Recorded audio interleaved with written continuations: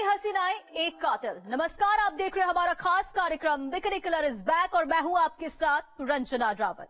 19 साल बाद वो जेल से रिहा हो चुका है। एक ऐसा सीरियल किलर जिसने कितने कत्ल किए खुद पुलिस भी नहीं जानती। ड्रग्स, दोस्ती और हसीनाओं को मौत के घाट उतारना उसका शौक था, तो जेल से फरार हो जाना उसकी फितरत। 1970 का दशक जब एक नाम खौफ की वजह बन गया था, तो इस किलर को पकड़ने के लिए 9 देशों की पुलिस ने अपना जाल बिछा रखा था। लेकिन उस वक्त इस किलर को, डॉन को पकड़ना मुश्किल ही नहीं, नामुमकिन भी था।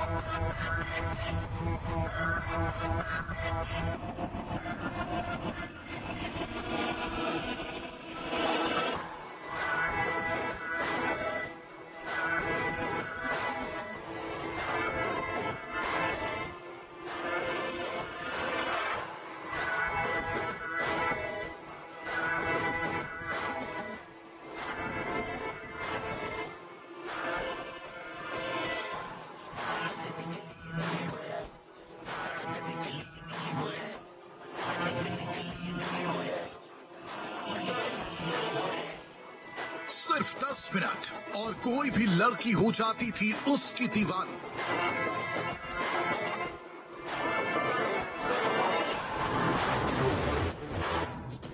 सिर्फ 600 सेकेंड में वो किसी को भी बना लेता था अपना, और इन्हीं 10 मिनट में वो लिखता था हत्या की वो स्क्रिप्ट जिसमें ना तो कोई सबूत होता था और ना ही कोई गवाह। सिर पर हेट है, चेहरे पर चमक और स्टाइल किसी फिल्मी हीरो जैसा।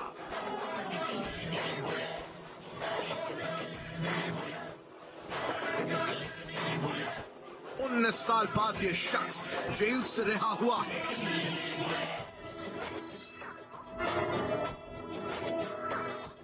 और जब हम आपको इसका नाम बताएंगे तो आप भी बोल उठेंगे, बिकनी किलर is back.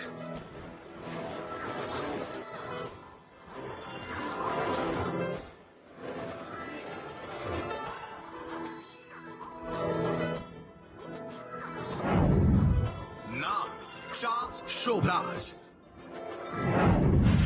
उपनाम सीरियल किलर द सरपेंट, खासियत ड्रग्स, दोस्ती और हसीनाओं का कत्ल।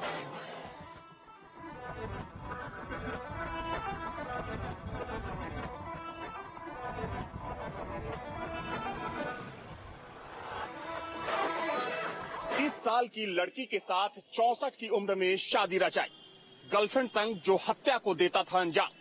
चार्ल्स शोभराज वो नाम है जिसने अपने अंदर इतने राज छिपा रखे थे, जिसके कई राज के बारे में आज तक दुनिया नहीं जान पाई। नेपाल की जेल से 19 साल के बाद चार्ल्स को आजाद कर दिया गया है। हालांकि ये सीरियल किलर अब बुढ़ा हो चुका, लेकिन फिर भी कोई नहीं जानता कि इस शातिर दिमाग में क्या कुछ चल रहा है। उसे खूबसूरत महिलाओं का सबसे बड़ा दुश्मन कहा जाता था। 70 के दशक में इस सीरियल किलर द सरपेंट ने एक नहीं, 2 भी नहीं, बल्कि कई कत्ल को अंजाम दिया था। और खास बात यह भी थी कि शख्स का शिकार वो महिलाएं होती थी जो इससे दोस्ती करती थी, जो उसके करीब आती थी और जो बड़ा की खूबसूरत भी होती थी। हालांकि इसके बाद भी इस हत्यारे की लड़कियां दीवानी थी। चार्ल्स अपनी बातों और स्टाइल के माया जाल में लड़कियों को ऐसे जकड़ता था कि किसी को आज तक ये नहीं पता चला कि चार्ल्स ने अब तक कितनी लड़कियों को मौत के घाट उतारा है। हालांकि एक आंकड़ा कहता है कि चार्ल्स ने 20 से ज्यादा लोगों को मौत के घाट उतारा है। चार्ल्स शोभराज ने शुरुआत छोटे मोटे अपराध से की थी, लेकिन बाद में वो सीरियल किलर बन गया। भारत आने वाले विदेशी पर्यटक उसके शिकार बनते थे। महिला पर्यटकों को ये सीरियल किलर अपनी बातों में फंसा लेता था, तो ड्रग्स देकर संबंध बनाने के बाद चार्ल्स उनकी हत्या भी कर देता था। चार्ल्स शोभराज, ये नाम कभी ना कभी तो आपने सुना ही होगा, लेकिन आज हम इस सीरियल किलर की परत दर परत खोलने वाले हैं। इसके उस हर राज को बेपर्दा करने वाले हैं जिसके बारे में बहुत कम लोग जानते हैं। हम इसके उस राज के बारे में भी बताएंगे कि चार्ल्स शोभराज कितना घातक हत्यारा था। चार्ल्स ने कितनी हत्याएं की थी ये भी ठीक से कोई नहीं जानता है। चार्ल्स का गुनाह कितना बड़ा है ये खुद चार्ल्स ही जानता है। हत्या की कई कहानियां, कई हसीन शिकार, चार्ल्स को पिकनिक किलर क्यों कहा गया, इसको लेकर भी कई कहानियां हैं। दुनिया में सबसे तेज दिमाग वाले मशहूर सीरियल किलर ने कई ऐसी हत्याएं की जिसमें मारी गई लड़की की डेड बॉडी फूलों के प्रिंट वाले पिकनिक के साथ पाई गई। इसमें पहला नाम थाईलैंड गल्फ में मृत पाई गई टेरेसा नोलोतन का था। ये हत्या चार्ल्स ने 1975 में की थी, तो हत्या की जगह पर पुलिस को नोलोतन पिकनिक में मिली थी।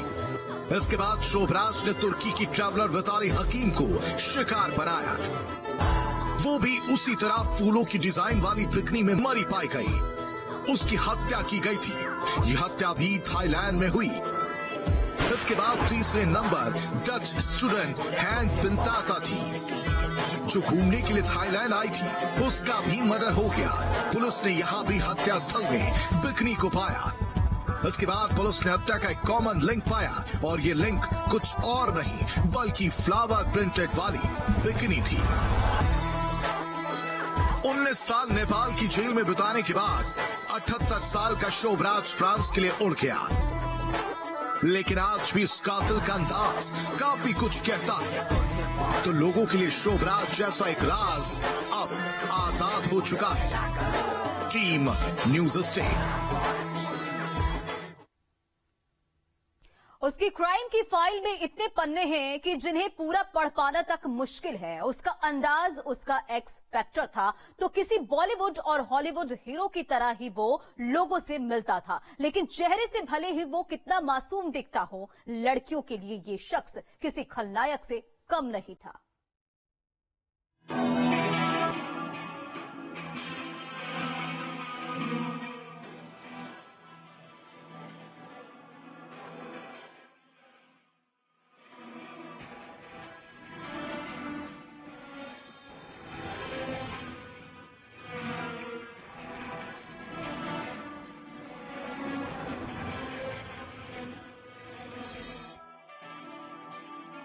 उसके नाम से लोग थर थर कांपते थे।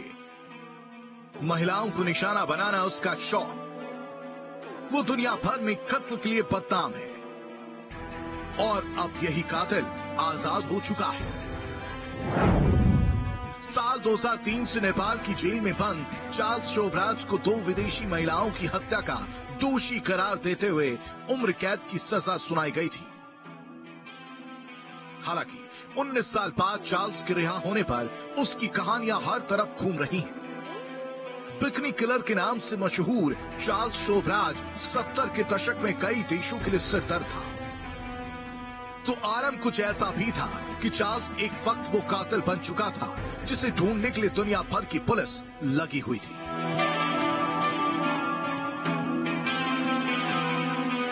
अमिताभ बच्चन का सुपरहिट डायलॉग तो आपने जरूर सुना होगा कि डॉन का इंतजार तो 11 मुल्कों की पुलिस कर रही है। एक समय पर यह डायलॉग चार्ल्स शोभराज के ऊपर बिल्कुल फिट बैठता था, क्योंकि उस समय चार्ल्स कई देशों के लिए मोस्ट वांटेड था। कई देशों की पुलिस चार्ल्स को पकड़ने के लिए बेकरार थी, लेकिन चार्ल्स शोभराज को पकड़ना मुश्किल ही नहीं बल्कि नामुमकिन भी था। ऐसा नहीं कि वो कभी पुलिस के हत्थे नहीं चढ़ा। कई बार चार्ल्स को पुलिस ने पकड़ा, लेकिन अपने शातिर दिमाग की वजह से चार्ल्स कई बार फरार हो गया। चार्ल्स के कारनामों की फहरिस्त का हर एक किस्सा ऐसा दिलचस्प है कि जिस पर बॉलीवुड से लेकर हॉलीवुड तक कहीं भी अच्छी खासी 3 घंटे की एक रोमांच से भरपूर फिल्म बन सकती है। सचमुच एक वक्त ऐसा भी आया जब चार्ल्स शोभराज की कलाइयों का इंतजार Bharat, Nepal, Myanmar, Thailand, France, Iran, Greece और तुर्की समेत करीब 9 देशों की पुलिस की हथकड़ियों को था। चार्ल्स शोभराज को भारत के साथ दक्षिण एशियाई देशों में पिकनिक किलर के नाम से भी जाना जाता है, जिसने 1970 के दशक में दक्षिण पूर्व एशिया के लगभग हर एक देश में जाकर विदेशी सैलानियों को शिकार बनाया और उन्हें मौत के घाट उतार दिया। तो मरने वालों में ज्यादातर यूरोप और अमेरिका के साथ भारत, नेपाल और थाईलैंड की लड़कियां ही थी। चार्ल्स की मासूम शक्ल को देख कोई भी नहीं कह सकता था कि इस चेहरे के पीछे वो कातिल भी बसता है जो पहले अपने शिकार को फुसलाता है और फिर उसे ठिकाने लगा देता है। अमिताभ बच्चन की जो मशहूर फिल्म थी डॉन, उसका जो डायलॉग था, बहुत मशहूर डायलॉग था कि डॉन का इंतजार 11 देशों की पुलिस कर रही है। दरअसल वो चार्ल्स शोभराज की जिंदगी से ही प्रेरित था, क्योंकि उस जमाने में चार्ल्स शोभराज कम से कम 9 देशों में की पुलिस उसका इंतजार कर रही थी, जिसमें नेपाल भी था, म्यांमार भी था, Thailand, France, Bharat, Iran, Greece, तुर्की, यहां तक कि अफगानिस्तान के भी जेल में रहा है। तो एक तरीके से कहा जाए कि ये जो इसका व्यापक नेटवर्क था, कई देशों में अंतर्राष्ट्रीय स्तर पर उसकी जो आपराधिक गतिविधियां थी, वो कई देशों की पुलिस के लिए सिरदर्द बनी थी। चार्ल्स शोभराज अंदर से जितना खूंखार कातिल था, उसका बाहरी व्यवहार उतना ही नफीस था। चार्ल्स 6 भाषाओं को जानता था। चार्ल्स का जन्म वियतनाम में हुआ था। वियतनामी मां और भारतीय पिता की संतान चार्ल्स शोभराज का असली नाम हतचंद भाओ नानी गुरमुख चार्ल्स शोभराज है। एक शायर की तरह धीमी आवाज में नफीस बातें करने के हुनर ने चार्ल्स को वो हुनर दिया कि वो किसी भी लड़की को जल्द अपनी जाल में फंसा लेता था। तो उसका पोलाइट अंदाज किसी को भी शक होने नहीं देता था कि चार्ल्स एक सीरियल किलर है। का मोडस ऑपरेंडाई क्या था? देखने में बेहद हैंडसम, और एक तौर तरीका इसका था कि महिलाओं को और विदेशियों को यह बड़ा प्रभावित कर लेता था, क्योंकि उसकी शक्ल एक जैसे लगता था जैसे चाइनीज या वियतनामीज कोई टूरिस्ट हो। बातचीत में बहुत ही लच्छेदार, शहद में घुली हुई बातें करता था। उनको प्रभावित कर लेना और दोस्ती करके नाइट क्लब में जा करके जो वहां पर मादक पदार्थ तो नहीं कहूंगा, लेकिन जो शराब, शैंपेन आदि होती थी, उसमें इस प्रकार के पदार्थ मिला देता था जिससे कि वो बेहोश हो जाएं या अर्ध सुषुप्त अवस्था में आ जाएं। फिर उनको लूटना, बलात्कार करना और उनकी हत्या करना। चार्ल्स की क्राइम कुंडली खासी लंबी है। इस कुंडली में हर तरह के अपराध शामिल है। चार्ल्स भले ही रिहा हो गया हो, उम्र का हवाला देते हुए भले ही उसे नेपाली कोर्ट ने आजाद कर दिया हो, लेकिन इतना तय है कि चार्ल्स के क्राइम जीवन भर उसका पीछा नहीं छोड़ने वाले। लूटपाट तो कभी बेवकूफ बनाकर पैसा हड़प लेने से शुरू हुआ शोभराज का क्राइम सफर स्मगलिंग तक पहुंचा, और फिर उसने हत्या का वो सिलसिला शुरू किया जिसने उसे डर का दूसरा नाम बना दिया। चार्ल्स पर यूरोप से लेकर एशिया तक करीब 30 लोगों के मर्डर का आरोप लगा, लेकिन सबूतों के अभाव में वो बच निकला। तो साल 1970 में चार्ल्स ने 24 लोगों की हत्या की थी, जिनमें से अधिकतर फॉरेन टूरिस्ट महिलाएं थी। तो साल 1976 में भारत घूमने आए एक फ्रेंच ग्रुप को भी चार्ल्स ने मौत के घाट उतारा था। ग्रुप की 3 लड़कियों को चार्ल्स ने जहर देकर मारा था। चार्ल्स ने अपने सारे अपराध 1963 से 1976 के बीच ही किए थे। इजरायली टूरिस्ट की हत्या के मामले में चार्ल्स को 7 साल की सजा भी मिली थी। हालांकि चार्ल्स 1986 में अपने साथियों सहित तिहाड़ जेल से फरार होने में कामयाब रहा था, लेकिन फिर पकड़ा गया। सजा पूरी करने के बाद चार्ल्स फ्रांस चला गया, लेकिन नेपाल की यात्रा के दौरान उसे गिरफ्तार किया गया, जिसमें उसे आजीवन कारावास की सजा दी गई। सिर्फ खूबसूरत महिलाएं ही नहीं, चार्ल्स पर पुरुषों की हत्या के भी आरोप हैं। केवल महिलाओं की, उसने पुरुषों की भी हत्या की है, जो कि पुरुष मित्र थे इन महिलाओं के, और इन्हीं सब के चलते। लेकिन एक चीज जो उसके शातिर दिमाग के बारे में जानना जरूरी है कि जहर खुरानी में वो माहिर था।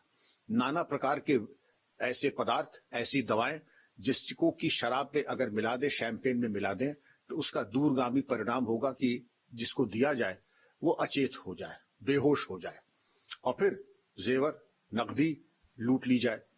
तो पहले जहर खुरानी, फिर हत्या के प्रकार में विशेषकर रस्सी का इस्तेमाल करना, इससे गला घोट देना। कहीं भी उसने पिस्तौल, आग्नेय अस्त्र का इस्तेमाल नहीं किया है। फेक पासपोर्ट पर दुनिया भर की यात्राएं की, लेकिन शोभराज के क्राइम का केंद्र एशिया ही रहा। तो शोभराज ने अपनी पत्नी को भी अपने अपराधों में भागीदार बनाया। हालांकि शोभराज के अपराधों से अजीज आकर उसने उसे छोड़ दिया, लेकिन इसके बाद भी चार्ल्स रुका नहीं, और वो वक्त भी आया जब शोभराज सेलिब्रिटी क्रिमिनल बन गया, जिस पर कई फिल्में और सीरीज भी बनाई गई। Team news state. Charles Sobhraj के किरदार को कई बार बड़े पर्दे पर उतारा गया। चार्ल्स का अंदाज और उसकी पूरी जिंदगी किसी फिल्म से कम नहीं थी। तो जेल में रहते हुए भी इस सीरियल किलर ने शादी रचाई, वो भी अपने से 44 साल छोटी लड़की से। दावा करता था कि वो जब चाहे जेल से भाग सकता है। उसे बिकनी किलर तो कहा ही जाता है। उसका एक और नाम भी है, द सरपेंट, यानी सांप। कई बार वो जेल से फरार हुआ है और इसी में उसको सरपेंट यानी सांप का नाम मिला है। चार्ल्स शोभराज जहां अपने कत्ल करने के तरीके और बिना सबूत बच निकलने के तरीकों से कुख्यात हुआ, तो एक और वजह ने भी इस नाम को चर्चाओं में रखा। वो भले ही खूबसूरत लड़कियों का हत्यारा रहा हो, लेकिन जेल में रहने के बाद भी लड़कियों में चार्ल्स को लेकर दीवानगी कम नहीं थी, और इसका एक सबसे बड़ा उदाहरण साल 2008 में सामने आया। चार्ल्स शोभराज ने जेल में अपने से 44 साल छोटी लड़की से शादी की। नेपाल के एक वकील की बेटी निहिता बिस्वास ने चार्ल्स से जेल के अंदर ही शादी रचाई। निहिता उस वक्त सिर्फ 21 साल की थी, तो उसने ये भी बताया था कि वो चार्ल्स को पहली ही नजर में दिल दे बैठी थी। आलम कुछ ऐसा था कि निहिता चार्ल्स से मिलने अक्सर नेपाल की जेल में जाया करती थी, तो इसी दौरान इन दोनों ने शादी का इरादा भी किया।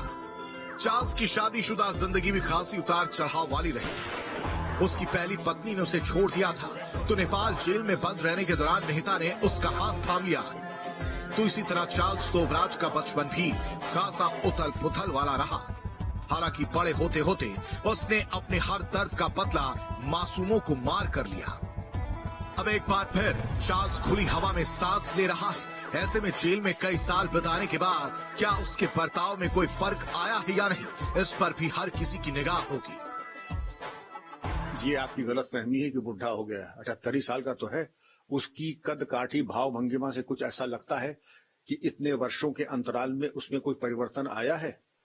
अपराध जगत में ऐसे लोगों को खलीफा कहा जाता है, और ये अपनी जानकारी, जो दुर्भाग्यपूर्ण है कि पुलिसकर्मियों अधिकारियों की तो चर्चा नहीं होगी, इनके लिए ओटीटी प्लेटफॉर्म और फिल्म बनाने वाले लाइन लगा के खड़े हैं कि अगर कोई बाइट मिल जाए या कुछ हो जाए तो इनकी जो जानकारी का स्तर है और इनके द्वारा अपने पट्टे तैयार किए जाएं, ये चीज खतरे की है।